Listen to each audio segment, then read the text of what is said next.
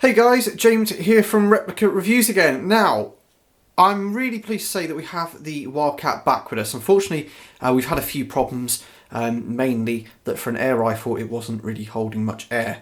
And also just the usual, the magazine indexing actuator arm was basically destroying the magazine. So it got sent back to ASI, who are the UK distributor for FX air guns here in the UK, and I have to say I've been really pleased with them. Turnaround was about 10 days. We got a little letter inside saying, you know, we fixed everything for you. I've taken it up the range on Friday night, got it zeroed in the dark, which was a bit of a laugh. And you know, it's working beautifully now. So guys, cheers. You know, if you are watching from ASI, thank you for the quick turnaround. I was expecting weeks and weeks without this gun, but 10 days is absolutely awesome. Now, I was hoping to get out this weekend and basically, you know, use it, but unfortunately we have yellow weather warnings coming out of our ears, which for you guys in the States and elsewhere, if you don't have colour-coded systems like we do in the UK, it basically means that there's a slight breeze.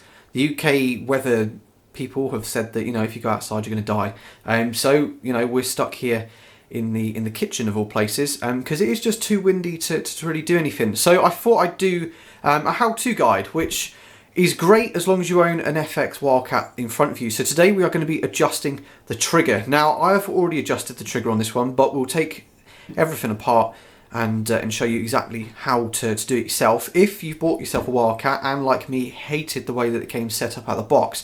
So first things first, you are going to need one of your finest 3mm Allen keys if you're working in metric, and you're going to want to undo the screws here. And then there's another one tucked in the back. Now this is a bit of a ball ache, that one. So we are going to separate the stock off screen as such.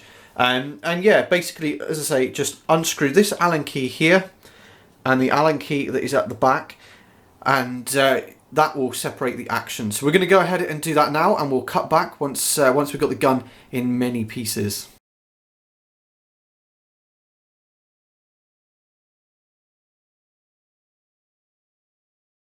Okay, so as you can see, we got the stock separated off, which obviously being a synthetic stock is very light. You can see there's absolutely nothing to the inside of this at all. Now the plan is I'm going to put a 20mm rail on the front so we can run an Atlas bipod.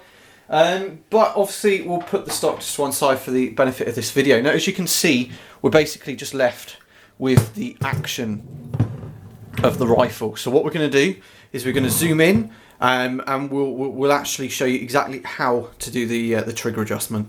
Okay guys, so before I actually kind of crack on, I just want to show you this. Now obviously this is the user manual that comes with your FX airgun, be it, you know, the Wildcat, Royale, Bobcat, so on and so forth.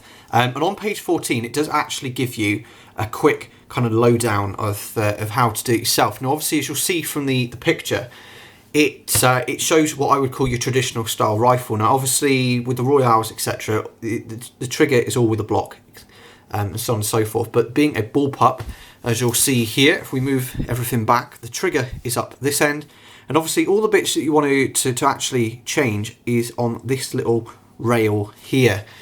So what I'm going to do is I'm going to zoom in again, and we're going to move an awful lot closer, and show you exactly now how to adjust the trigger. Okay guys, so here we have, there we go, it's focused in a little bit better. Here we have basically where all of the magic happens. Now this front rocker plate that you can see here, this is for your first stage. So the first stage is adjusted using a 1.5mm Allen key. You basically just twist these ones here. Now if you're turning it clockwise, that will reduce the amount of first stage travel. Now for those of you that don't know, the first stage is basically from where the trigger's been resting, and then you squeeze it in, and then you get that wall, don't you? It's almost like that's the break point. Now that distance there is called your first stage.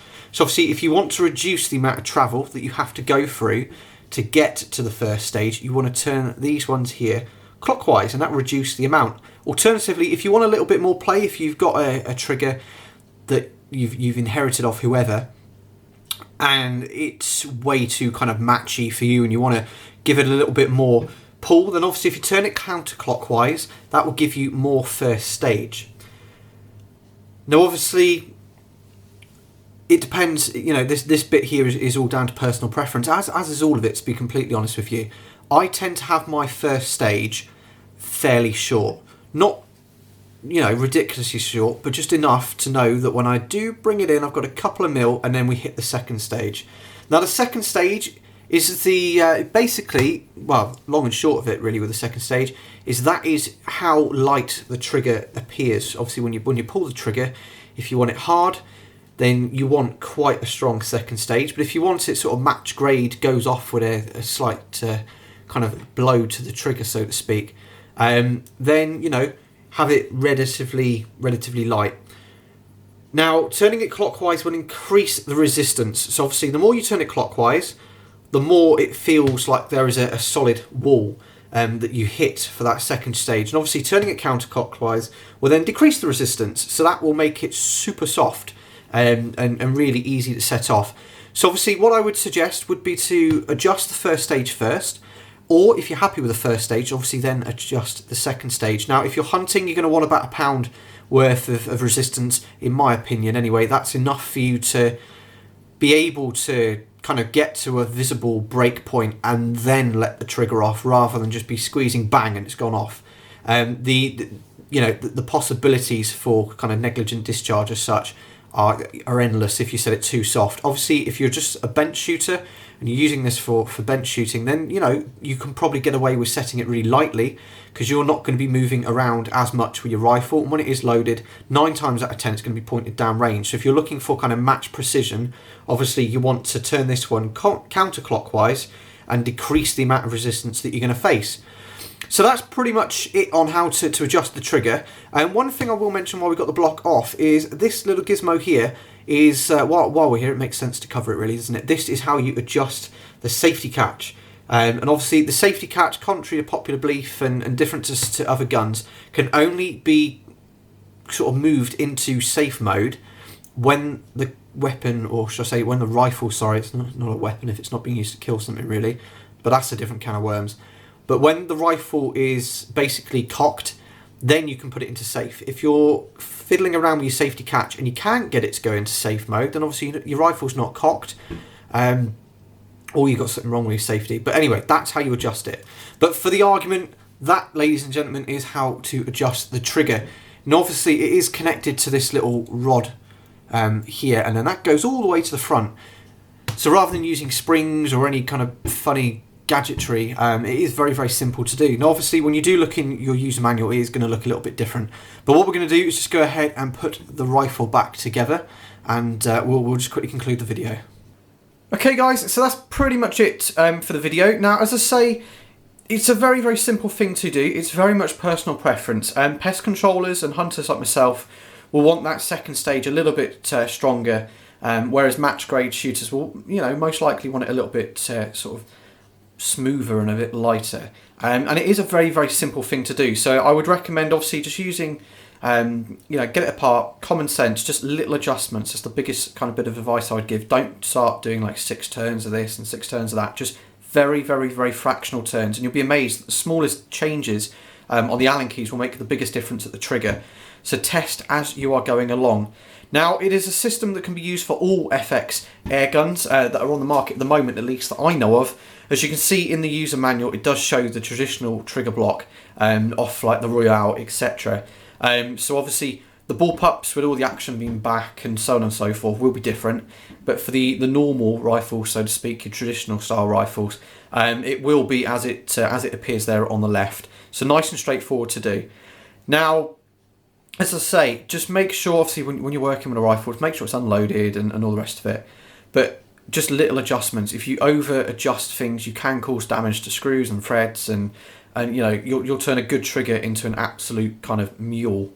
You can adjust pretty much just be as fine as you want.